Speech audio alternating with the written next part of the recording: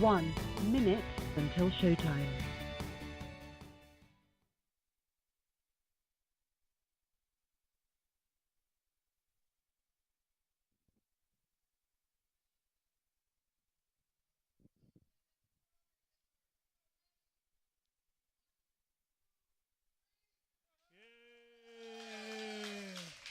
A little weak, little weak. We can get one more shot.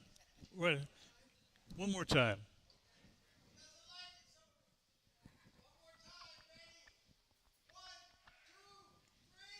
Yeah, yeah. That'll work. That'll work. That's good.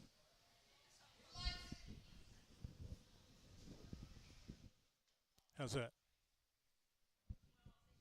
Yeah.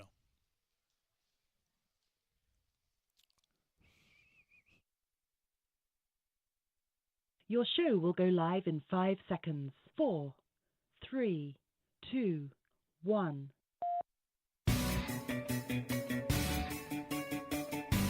Now, from the world's most famous beach, from where beach racing began, it's the Legends of Racing radio show.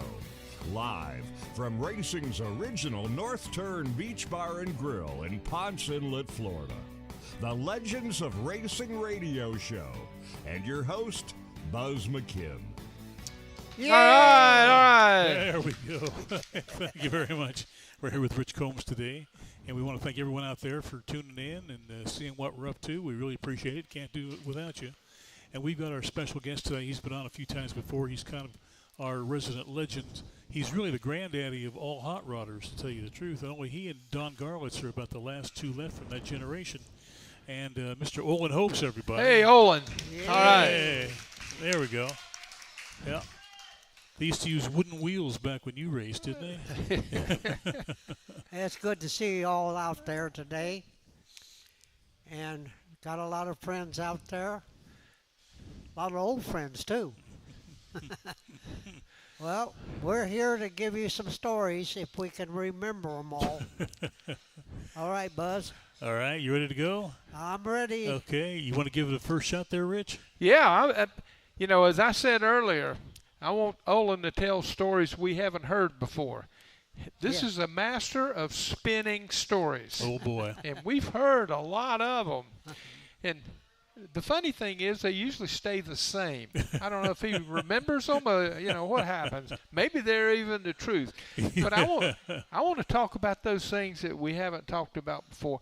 Sure. Last week at the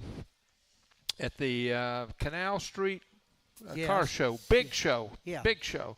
I was talking to you, and you were talking to me about 427 Chevrolets that you were rebuilding and how many you had. And you had some god-awful number of 427s. How did you get them? Well, when I left Ray Fox and went to work for the boatyard, Daytona Marine Engine Corporation, it was owned by Old Man Johnson, and he made a deal with General Motors.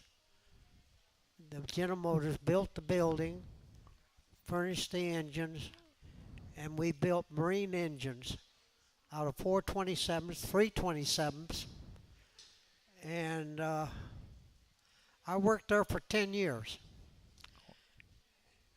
And we once in a while would get a bad engine right out of the crate.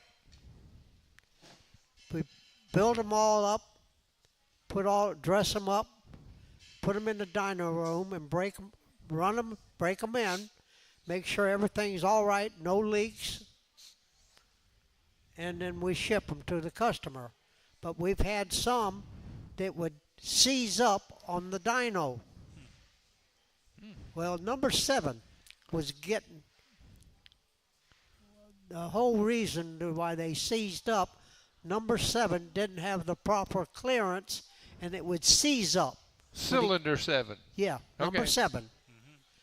And we had a bunch of them in a row that happened that way, and we'd have to take them out, take all the stuff off of them, and put them over in the warehouse. and we wait for the gentleman from Jacksonville to come down and look at them if he got his big ball-peen hammer and put holes in the block. Oh, boy. And I said, man, don't do that. He go ahead. He said, why not? I said, hey, them people up there don't know what you're doing. Tell them you poked a hole in them. I can fix those engines very easy. And, well, I can't sell them to you. I said, I'm not buying them from you.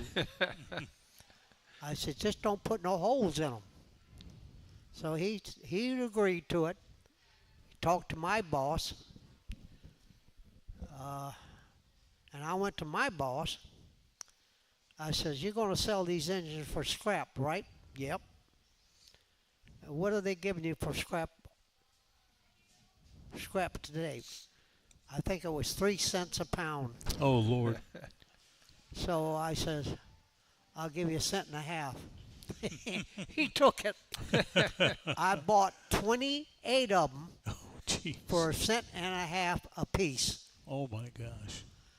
I took them home. I borrowed the truck and loaded all 28 engines on the back of the truck.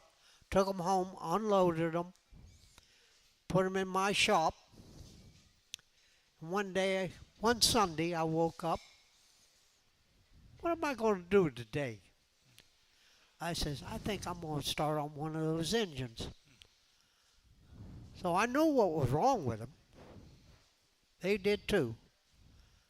So I tore them completely down. I didn't have to. All I had to do was just take one cylinder out and fix it. I tore the whole engine apart, laid it out on the table. I got my cylinder hone out, and put the proper clearance in that one number 7. I put it all back together, all new gaskets, everything, made sure everything was perfect, and it was. So when I got through doing all of them, I had 28 engines in my garage, turnkey. Jeez. Start right that. Start right up. Well, over the years, the boys would come down from up north in February to race out at the short track. And they came into the shop and they saw all those big blocks sitting there, and their eyes popped out of their heads. They said, where in the world did you get these engines? I said, I got them. I said, if you got one, I want to buy one. So eventually I sold them. It took about 3 years. And them boys bought every one I had. And never had any trouble with them. There was no guarantees because they were racing them. They took them back home, being that they were new. They changed cams, different valve springs, different camshaft. No guarantee. If they blew them, they blew them. So that's how that went. Well, now, were you single or married when you owned 28 427s? I was married. You know, a married man can't usually own one, and but a single guy can get one. Do you realize how much value you had? I had a ton. Yes. I had a ton. You buying lunch today? I mean, that's a phenomenal deal. Oh, yeah. I was very fortunate to be working there when it happened. Oh, man. And I enjoyed, that was one of the best jobs I ever had, because I would build race engines for offshore racing. 33-foot cigar boats, offshore racing boats. We built a 427, put 2 twin turbos on it. Wow. 13.5 pounds boost. Wow. And we go out there in that ocean, run 500 miles. And we had 2 engineers when I first went to work there. 2 engineers were building race engines. And every time they go out to run a boat, they blow the engines. I went to D. Hyatt, my boss. I said, D, I said, when you hired me, I told you what I did. And I said, I told you who I worked for and how I learned how to build a race engine. I says, give me 2 engines. Let me build them the way I know how to build them, to where they could possibly live 500 miles of racing, and maybe we'll be lucky enough to win a couple of them. So he did. So I tore it all apart, brand new engine, tore it all apart, laid it out on a bench. This has got to go, this has got to go, this has got to go. I took parts and took it and I had it. I took it to a gentleman up in Jacksonville and had it all balanced. Oh, yeah. And then there was a gentleman down in New Smyrna, did Teflon treating. That stuff that they put on the bottom of the spaceship. Yep. They have some way of taking that block that they got and they melt it down to it's a liquid. And he says, how much do you want to put on these pistons? I says, well, how about putting 2,000s on it? So he sprayed all the pistons at 2,000. But you can't run Teflon against Teflon. It doesn't work. So I did the camshaft. I did the pistons. I think I did the... I couldn't do that. I did the rocker arms. And we put it all together. And I had these 2 engineers. One of them I call a Kentucky blacksmith, because that's where he was from. Anyway, put it all together, took it out and put it on the dyno. And I forget the gentleman's name, but he was a pain in the butt. Everything had to be exact. Was it Sam Serra? No. Sam Serra was one of the engineers. Oh. Anyway, he cranks the engine up, and he's sitting there idling. He brings the RPMs up a little bit, a little bit. I said, what are you doing? He said, well, I'm going to break the engine in. I said, you don't have to break this engine in. It's got the proper clearance. It's already broke in. I reached over and grabbed the throttle, and I went like that. Went right off the scale. Yeah. I shut it down. I says, load it up. It's ready to go. And, he raised Cain. He got his little black notebook out and wrote down what I did, why I did it. So the boat that we put the engines in the first time was called Mammy's Whammy. I don't know where the guy got the name, but it was a 33-foot cigar boat. He went to Texas, running offshore racing. And when the boat came back to Daytona Beach, he was a winner. All right. All right. Yeah, First very race. good. First race. Hey, you were 30 years in advance of your time. A double turbo 427. We were playing with turbos when they were putting, the General Motors were putting turbos on Corvair Spiders Oh, yeah. and the Buicks, aluminum Buicks. Yep. and nobody else was playing with them. I think the truck business was playing with some. But like you said, when I went to a trade show over in Orlando, they've got turbos from this size to this size. Yeah. And I'm sitting there, holy mackerel. They've come a long ways with turbos. Well, a lot of people were using turbos, just the automotive industry hadn't jumped into it. Yeah. And so you took a leap forward, and I don't know what kind of power you were making or how many RPMs you made, but you were out there. No wonder you were winning. Yeah. Well, the engine stayed together. Yep. The other two engineers we had, I just shook my head when I saw what they were doing. They were college-grown idiots, right?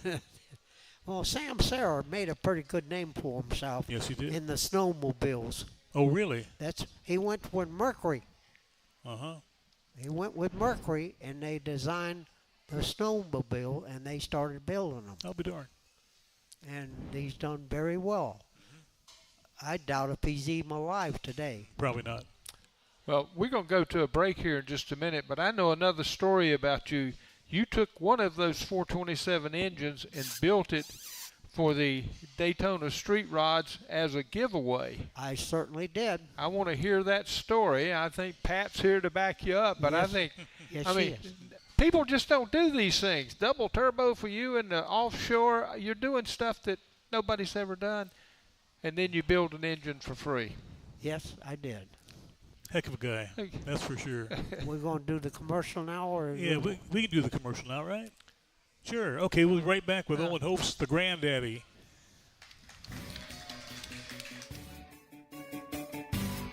The caution flag is out. Time for a break. We'll be right back with the Legends of Racing radio show. At Beach Boys Embroidery and Tees, it's all about making you happy. Beach Boys Embroidery can customize your athletic golf apparel, caps, hats, badges, buttons, magnets, backpacks, bags, totes, clocks, watches, oh, and of course, T-shirts. Sure, they're at 2033 South Ridgewood Avenue in South Daytona, and they're waiting for you to call now. 386-255-5880. Beach Boys Embroidery and Tees. Let Aloha Marine get you on the water with huge discounts on great brands like Bayliner, Carolina Skiff, Hurricane, Key West, and Regal. Pay as little as $169 a month with 10% down and approved credit. Don't wait. Get to Aloha Marine, 1700 North Nova Road, Holly Hill, Monday through Saturday. 47 years and always better than boat show prices. We're back from where it all began, racing's original North Turn Beach Bar and Grill. The Legends of Racing radio show continues with your host, Buzz McKim.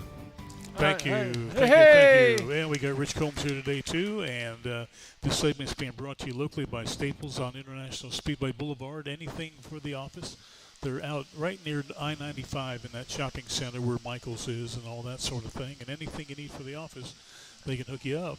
And also, if you want to check us out on your computer, you can go to the Legends of Racing Radio Show YouTube to check us out. Also, an hour later, we go to the Legends of Racing Radio Show Facebook page. So we got two different opportunities to check us out live. And so that's pretty remarkable. You building that 427, and that was the door prize, I think, of the raffle prize for the first turkey rod run, right? Yep. Uh-huh. Yep. Well, back in the day, I belonged to three or four clubs here in Daytona Beach. First one I belonged to was called the Beach Angels. The second one, I was president of the club at the time. We changed our name because we wasn't angels. So we changed our name to Daytona Beach Creepers. It was a snail with twin exhaust on him. His neck was stuck out with a crash helmet on it and a roll bar over his head. and we called the Creepers. And then from the Creepers, I started the drag strip out of Spruce Creek Fly-In. It's a vacant airport.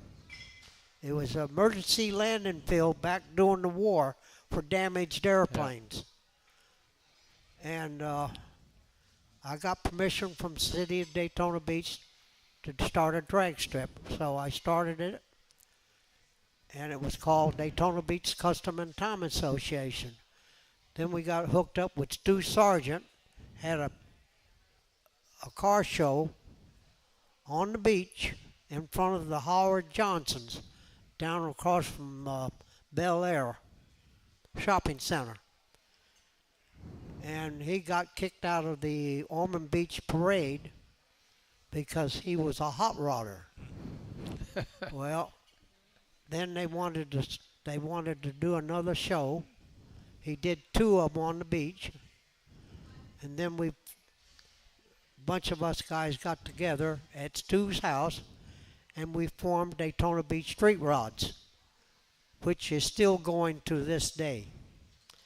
Hey. Yeah, very good. 50 years for you, right? 50 years. It's been going on for 52, going on 53. And so we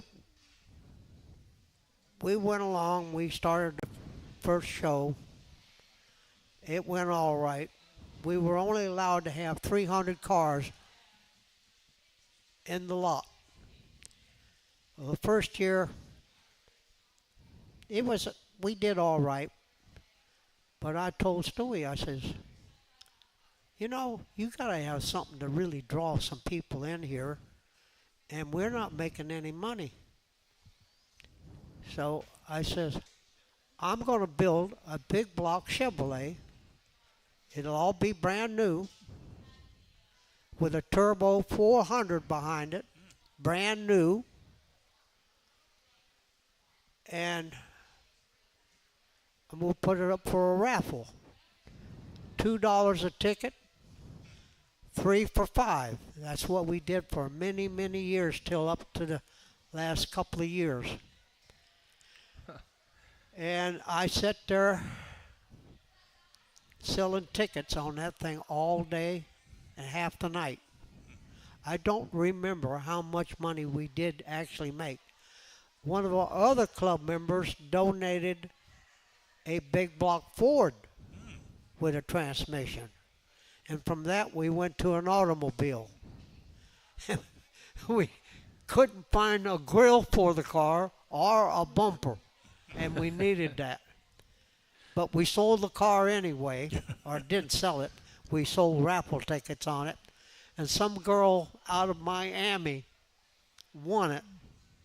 She won $5 at the poker game at the room that she was in last night. And she come running down the next morning and threw that $5 down. I said, I want a ticket. Guess who won the car? She did. And her whole club left her. They didn't want the car in the convoy with them. What? So she had to drive that car back all alone because the club left her there.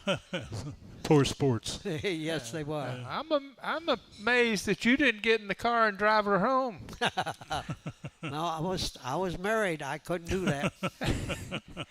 I didn't say were you married or not. I said I'm amazed you didn't do that. No. No. Now, on the first engine that you built and gave away the first prize, and this next week you're giving away a truck, which would be the 52nd giveaway maybe, or okay? Yeah.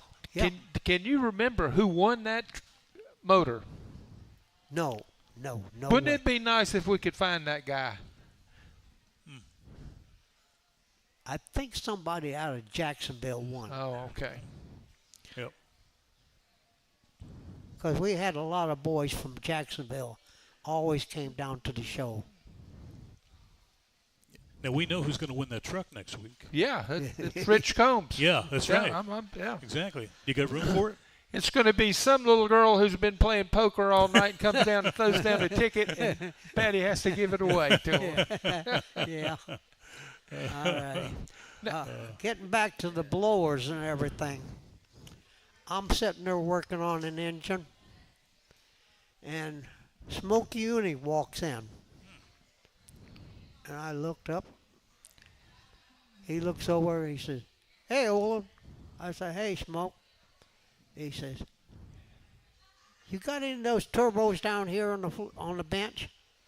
I said, "Yeah, I got the big ones and the small ones." He says, "What are you using for a pop-off valve?" I said, "We don't use pop-off valves."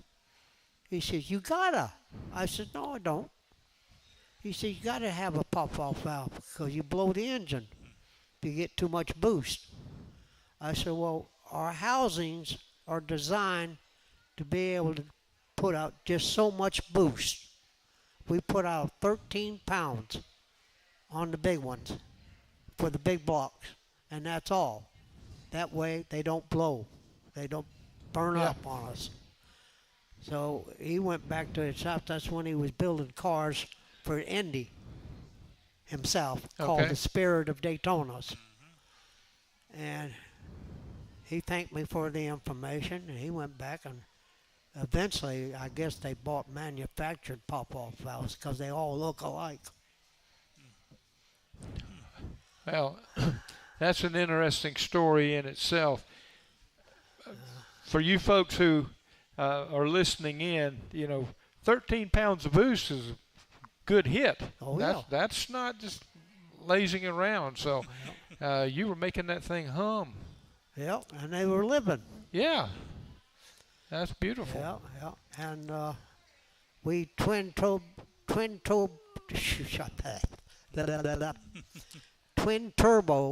diesels, Detroit diesels, not GMCs, coach engines. You know what they are? Yes. They are truck engines. And I had a gentleman from Sweden, Mr. Boghammer. He had a cigar boat. He had 2 diesels in it, twin turbos on both engines. 33-foot of boat, deep V. He could have that boat out of the water and on plane in less than 3 feet. Holy cow. It would, when he crocked the throttle wide open, that boat would just lift up and go. Gee whiz. I just couldn't believe my eyes. So we're out there in the channel here at Daytona Beach. We got a measured mile. It's been there forever. And we're out testing it. This is the best part of my job. Going out, building the engines, putting them in the boat, and then go out and test them. That was a lot of fun. And we took it for a test. He was happy. So he took it back to Germany, and over in Sweden. He entered a race over there. He did very well. And then he went for a world's record for twin diesel. Excuse me. Excuse me.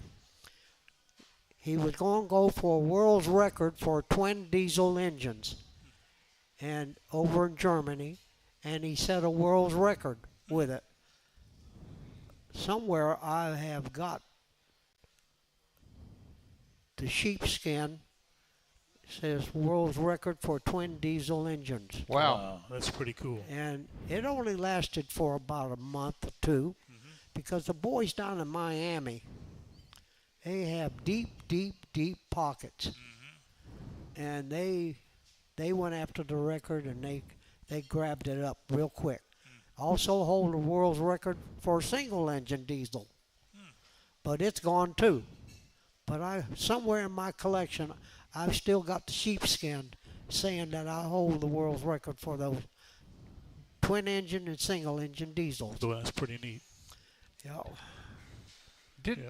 Didn't you also set a world record for measured mile? No. No. quarter mile. Quarter mile. Drag racing. That's how I got started in racing. Okay. And I bought an engine off of Smokey Unique, Corvette engine, 265 Corvette, 2 4-barrels. Well, it didn't stay that way for long. We took the 2 4-barrel manifold off and put a tri-power on it. Oh, boy. And put 3 fish carburetors on it. And then the motto is zip plus mileage, horsepower plus mileage. And Red Boat and Ray Fox played with the carburetors. We changed the camshaft to Giovanni, which was built right here on the Port Orange Causeway, Giovanni racing cams. And we got one, and Don Gartlick's was sponsored by Giovanni also at the same time.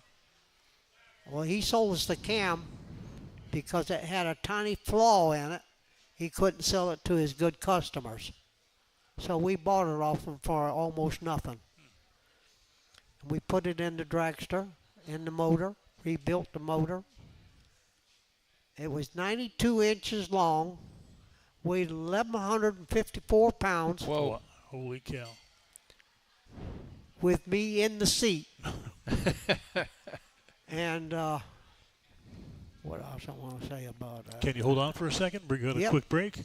Okay, we'll be right back with more of Olin's stories and Tony. Tony boy. Yeah, Tony. The caution flag is out. Time for a break. We'll be right back with the Legends of Racing radio show. Racing's original North Turn is our broadcast headquarters. If you're looking for a good drink, great entertainment, and the best in food, they're right on the beach at Racing's original North Turn. Come on down to dinner tonight. Here are a couple of testimonials. These are actual testimonials from people who have enjoyed the North Turn.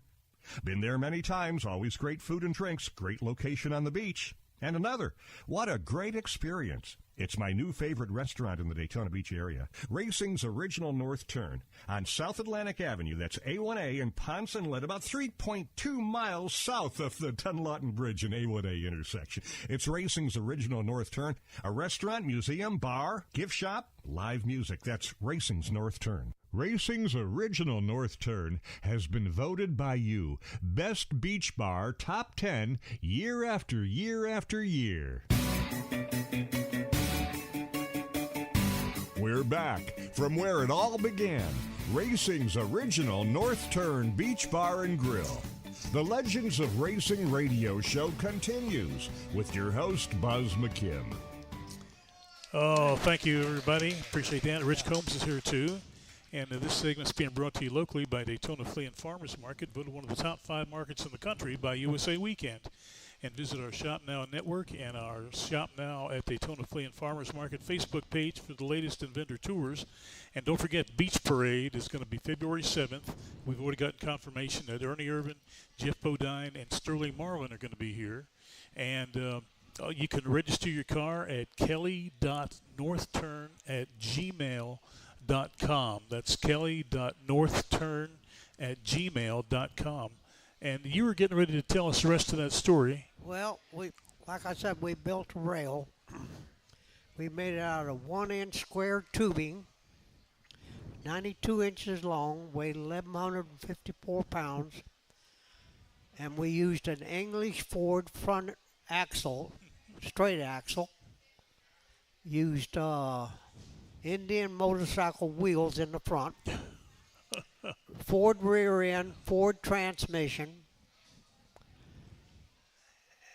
And we had the big scatter shield. One over the rear end, one around the bell housing.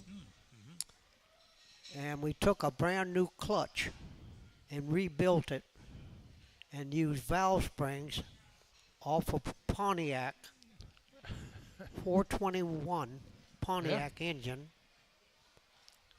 We had a brand new clutch and we took it all apart and put these extra springs in there. So when you let out on a clutch, it really took hold. It didn't slip or slide. It grabbed and you took off. Well, when we got it all done, I road tested it down on Blue Road in front of the armory to Ray Fox's shop. And we sat there and we played with the timing. And it had a magneto on it. And the fish carburetors were really, when you cracked that throttle, man, she took off. So we took it to the drag strip. And we had drag races that day, but we hadn't even tested it yet. So my buddy Jerry Harpo was my partner. He says, you do the first test. Oh, I'm going to be the guinea pig, huh? He says, yeah. I said, you don't trust your work? I said, I'll do it. I'll get out in it. I'm sitting there. We pushed the car down, built up fuel pressure, oil pressure, turned around and came back, pulled up to the line. I cleared the engine out. Hurt your ears, it was so loud. Yeah. It had a pitch all its own. And guy, we had flags then. We didn't have the Christmas tree yet. So when he gave me the okay, I was turning about 5 grand when I let out on the clutch, and then I floorboarded it. And down the strip I went. And it was going. And I was just holding on for dear life. I said, wow. And we got down, shut it off, turned around, and I kept it running. I didn't shut it off. I turned around and came back down to the start finish line, and I cleared it out again. I said, man, what a thrill, what a thrill. And Jerry come up and he says, look what you turned.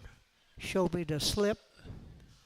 160 miles an hour in 9 seconds. Whoa! Holy cow. And that was in 1959. Holy cow. 1959. I was one of the fastest ones in the country. Yes. Don Gartlix was only turning into, he just broke into the 8 seconds. But his miles per hour was 30 miles an hour faster. But he just broke into the 8 seconds. Jeez. And I run against him down in Miami and almost beat him. And from there I went, Jerry wanted to go back to college, finish college. I didn't have enough money to buy his half of the car out. So we sold the car. The engine went to somebody that Don Gartlix knew, and the chassis went to T.G. Lee over in D-Land, had the milk company. And Jerry went to school, finished college. He graduated as a computer engineer. He'd done very well for himself. He lives out in Colorado now, doing the easy life. Well, Tony, what you got for us today? Well, first off, Olin didn't mention it. This drag strip is the Spruce Creek Fly-In. That is correct. That's right. So not some guardrail, safety cars, and fire trucks and stuff. I saw a picture this week of an engine built by Daytona Marine. The combination of two things that just seem, it's a 409 with a twin turbo. That was the first ones. See, that was before I came to work for them. See, they opened up in 1960. I didn't get there until 63. So they had 409s. They had 292s, 6 cylinders. Then the 327s came along. Then they just kept getting bigger and bigger. you were building some pretty fast boats. Are you reasonably sure they were all used for racing, or? Well, no, we're too close to the boys down south. They were doing what they do today. They're running drugs. Yep. I'll be darned. Hey, we're going to take another quick break. We'll be right back with the granddaddy of all hot rodders.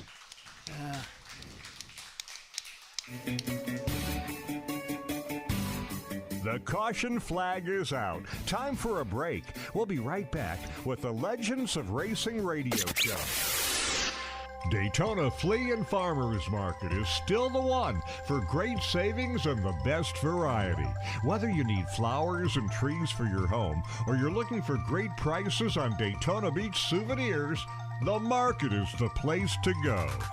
The market features 1,000 booths, 2 air-conditioned malls, a restaurant, and 9 snack shacks. Hops Grill features gourmet burgers and garden blend salads. Treat yourself to a great variety of brat and hot dog creations at the Dog House, or enjoy a refreshing drink at the Seltzer Oasis. The market is open every Friday, Saturday, and Sunday and is 90% undercover, so you can shop rain or shine. There's never a charge for parking or admission.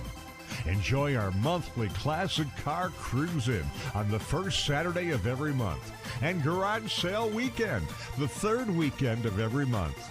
See all we have to offer at DaytonaFleaMarket.com or like us on Facebook. Discover Daytona's most unique shopping experience, the Daytona Flea and Farmers Market, just a mile west of the Speedway. We're back from where it all began, racing's original North Turn Beach Bar and Grill. The Legends of Racing radio show continues with your host, Buzz McKim. Hey. Well, thank you. Hey. Hey, caught you sleeping there, huh? Hey. This segment's being brought to you locally by the Homewood Suites by Hilton over on Bill France Boulevard. They're going to be real busy next week, I'll guarantee. Oh, yeah. Yeah, right around the corner from the Speedway over on Bill France, and every room's a suite, and you get complimentary breakfast and complimentary happy hour, and they're nice people, and they support us, so support them if you possibly can. Mr. Bill, what you got today? Can't hear First you. thing, it's okay now? Yeah. First thing I want to say is thank Owen for being here. I know he'll probably want to eat when he's done here, though. Probably. Owen, I haven't heard you say the word Ford but one time. So, And that's have when he you had the built any hiccups. Ford engines or worked on any Fords? I have in the past. I worked on your car. Yeah, I know, but you couldn't put that bolt in the back. You wanted to take the fender off to get to it, but that's a true story. You want to tell them about that? What fender? Well, I'll remind you, the dipstick for the transmission screws into the back of the head. And by God, you couldn't get that. You tried for about an hour, and we were going to take the fenders off to screw that bolt in. But, so, were Fords as good as some of the Chevys, or was there a reason that you did Chevys and not some Ford motors? Well, I had Fords. I had a 40 Ford, a 46 Ford convertible, a 51 coupe, and I had a pickup truck, Ford. I enjoyed working on the Chevrolets better than I did the Fords. That's all I can say. Well, at least you're being honest about it, but I appreciate your memory on this because I forget to bring home the loaf of bread that I'm supposed to, and you've got a remarkable memory, and we all love you dearly. Yeah, thank you. All right, and come back a year from today, and let's do this again. I'm going to be here for a long time yet. Thank you. That's great. Good deal. Very good. I'm a young person. Yeah, well, what they had, Garlitz is 94, right? Yeah. And he's still kicking. Yes, he is. Yeah. And when's the first time you ever met Don Garlitz? I believe it was down in West Palm Beach. Oh, really? Yeah. Yeah, well, he's at the drag strip down there.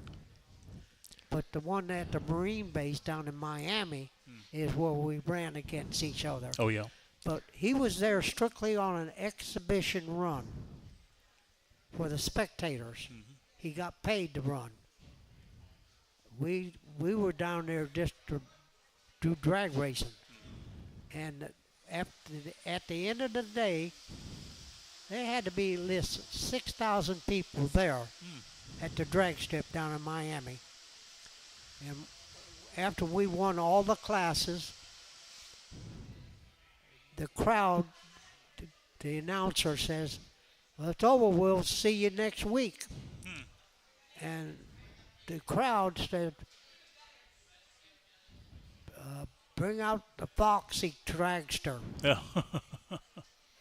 And they kept screaming and yelling. And who we want to? They want Don Gartlix to run against me.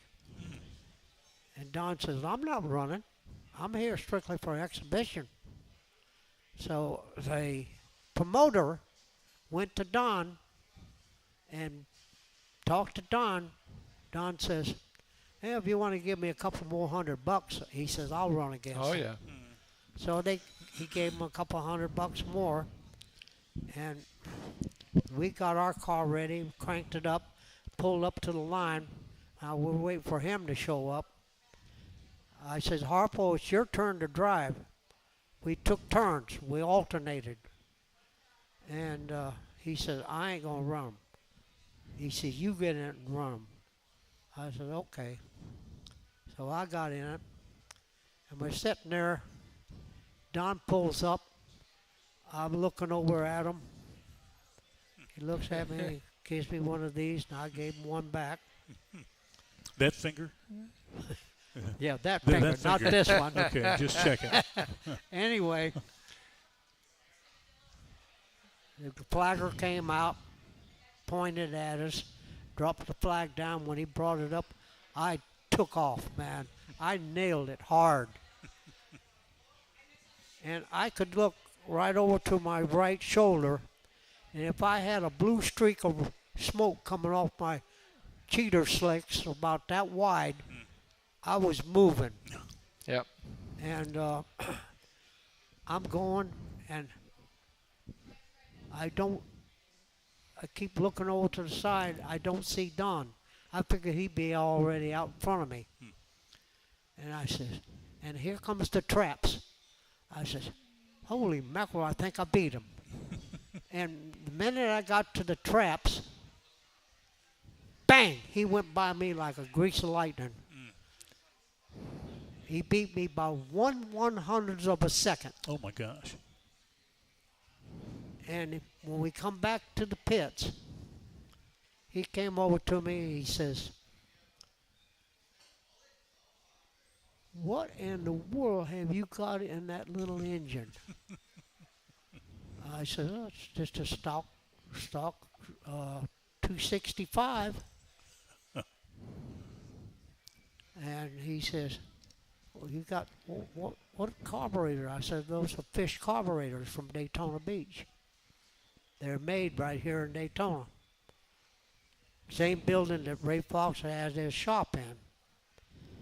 So he says, "Is that engine legal?" I said, "Yeah." He says, "Well, if you want to make a name for yourself," he says, "you need to go to Indianapolis and go to the Street Rod Nationals. Not the Street Rods, but the National Drag Strip.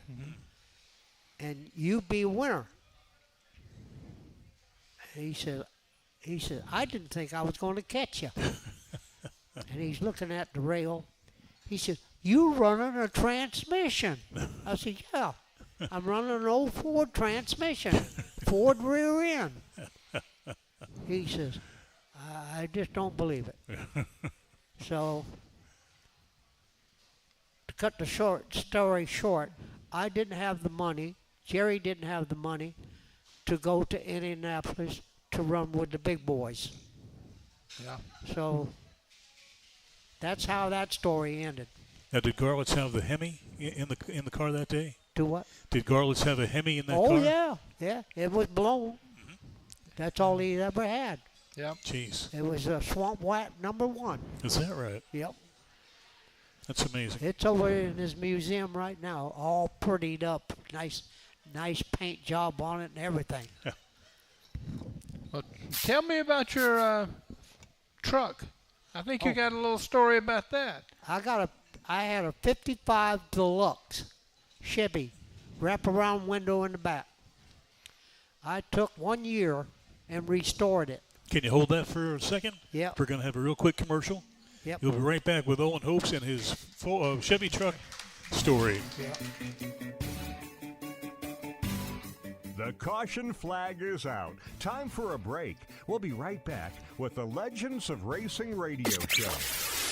Welcome to Homewood Suites by Hilton in Daytona Beach. You're right in the middle of all the action. Daytona International Speedway, the airport, One Daytona, Florida's newest entertainment and retail destination, and of course, the world's most famous beach. You'll love our newly remodeled 1 and 2 bedroom suites, along with our popular King Studios. You won't need your full kitchen, as Homewood Suites Daytona serves up complimentary breakfast and evening social. It's like home away from home. Go to HomewoodDaytona.com for Homewood Suites by Hilton in Daytona Beach. We're back from where it all began. Racing's original North Turn Beach Bar and Grill. The Legends of Racing Radio Show continues with your host, Buzz McKim. All right. Hey, all thank right. you, everybody. Appreciate that very, very much. And don't forget the Legends of Racing Radio Show YouTube page and the Legends of Racing Radio Show Facebook page. You can check us out and all our former shows, all 390 of them. Wow. That's pretty good. Now, you were talking about this pickup truck that you had, I right? have. 55 Chevy Deluxe. Yes. Oh, boy. It was a step side. I had took it, restored it from the ground up. I took it all apart. Then I had an extra big block Chevrolet sitting there. One Sunday I woke up. I said, "What am I going to do today?" So I'm sitting there looking at this engine, looking at my truck. I know what I'm going to do. I'm going to put that big engine in my truck. So I did. So we got it all together. Rick Fenzer was helping me. And we were having a car show over at Silver Springs.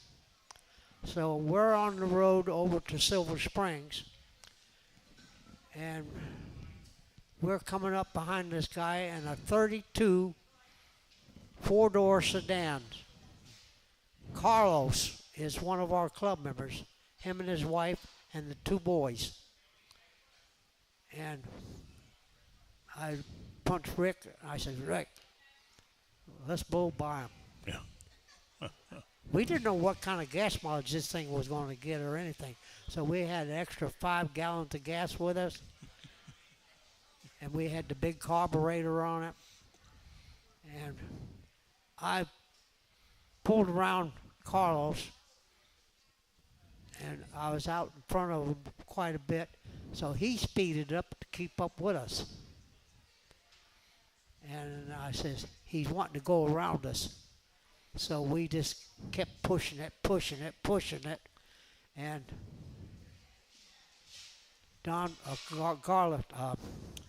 Carlos kept fading back. We got to the show, and we parked the truck, and I'm out there wiping it down, got the hood up, making sure everything's nice and shiny and clean. And Carlos shows up. He's looking at the car, or the truck. He says, "No wonder I couldn't catch you." He says, "You got a big block in there." He says, "I tried to catch you, I couldn't." And that's been a going joke with us for 52 years. Because he was one of our first members. Well, that's how that story went. Now that you've told us about small blocks, big blocks, different cubic inches, different manufacturers. From your experience, what did you like best? Did you like the high revers? You like the big horsepower? What did you like? I like to take a small block and outrun the big boys. Okay. And normally aspirated engines, no laughing gas. Back in our day, we call it laughing gas. Yeah. And No blowers. oh, just plain carburation, just outrun them, and that just made my old heart just go pump, pump, pump, pump, pump, pump. And they just can't figure out how we did it. And I did circle track racing for 2 years with Rick. We had way too much horsepower, and we had way too much weight on the front end, and I couldn't get the darn thing to handle on dirt tracks other than the one in Jacksonville. It's a flat track. It doesn't have any high banks. And we ran 2 100-mile races in one day, and we finished second both days. Oh, no kidding. P38 outrun us both times. Wayne Shugart. Wayne Sugar. Yep. And we were on his back bumper the whole time. We just couldn't come off the turns fast enough. Well, I would have loved to have been there to see that. Oh, it was, hey, I come home with over $1,700 in my pocket that day. No kidding. Yeah. That's a pretty good piece of change. Rod Ewingfield was my driver that day. Yep, good man. Jack Cook drove for us for a while, but his wife didn't like him driving. Oh, is that right? But he managed to do it all his life. Mm-hmm. He raced on the beach on motorcycles. Yep. Yep. But I was very happy with the motor. We brought it back. It was 1972 when we did that. Mm-hmm. That's when the gasoline crunch came. Oh, yeah. Yep. I had 50 gallons of gas in the back of the truck in case we couldn't get gas up there, Oh, yeah. so I could make it back home. Yeah. Yeah. Now, you ran the measured mile here, didn't you? Yes, I did You- once. Once. What year did you do that? That was 19. That's when I met Marvin Penn, 1955. Oh, really? He had a Dodge. Yes, you sure did. He had a Dodge, and that's how I met him. And I ran the measured mile. The car belonged to a doctor. What was his name? Was it Shaw? No. Well, He lost his license here in Daytona. He went to Texas. oh, jeez. Sounds like a great guy. He was helping young girls out Oh, I see. that accidentally got pregnant. Yeah. And yeah. his wife turned him in. Really? Yeah. Oh, my gosh. I think she wanted a divorce anyway. Yeah, sounds like that would do But it. he had a 1955 a Packard Hawk. Oh, really? It was supercharged. Right. Yeah. And he was having trouble with, once you got the car wide open, black smoke would come out the exhaust and the car would just die. It just couldn't run anymore. So I tore the carburetor apart, took the top off that blower and everything, and it was a McCullough supercharger. Oh, okay. And took it all apart and can't find nothing wrong with it. I got so where I could take that carburetor apart in a couple of seconds. Is that right? And one day,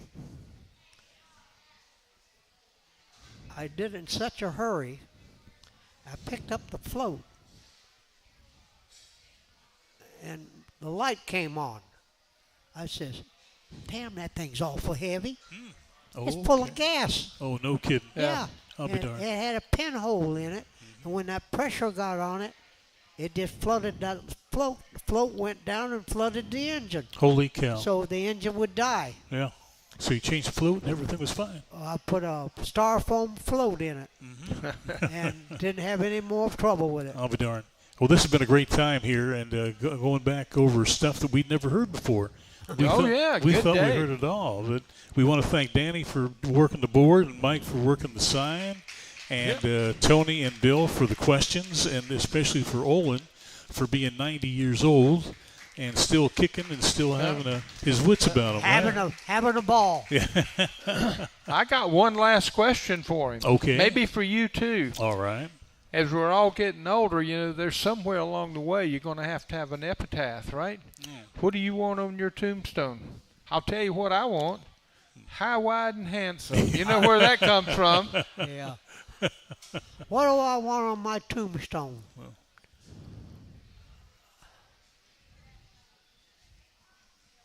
All right, we can wait. Next time you come on, I want an answer. Yep. Buzz, you got an answer? I'm going to have to work on that one there. I mean, that's a good. That is good pretty thought, good. yeah. Yeah. Like the hypochondriac. His tombstone said, "I told you I was sick." You know what I could put on my tombstone? Wasn't a better place to grow up than Daytona Beach. There you go. Wow.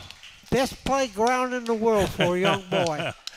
Right there on that beach. Yeah. And he hasn't grown up since. Thanks, Owen. We'll see you next week, everybody. All right. Good deal. Thank you. Bye-bye. The Legends of Racing radio show originates live from the very spot where beach racing began. Racing's original North Turn Beach Bar and Grill. Join us next time for the Legends of Racing radio show. And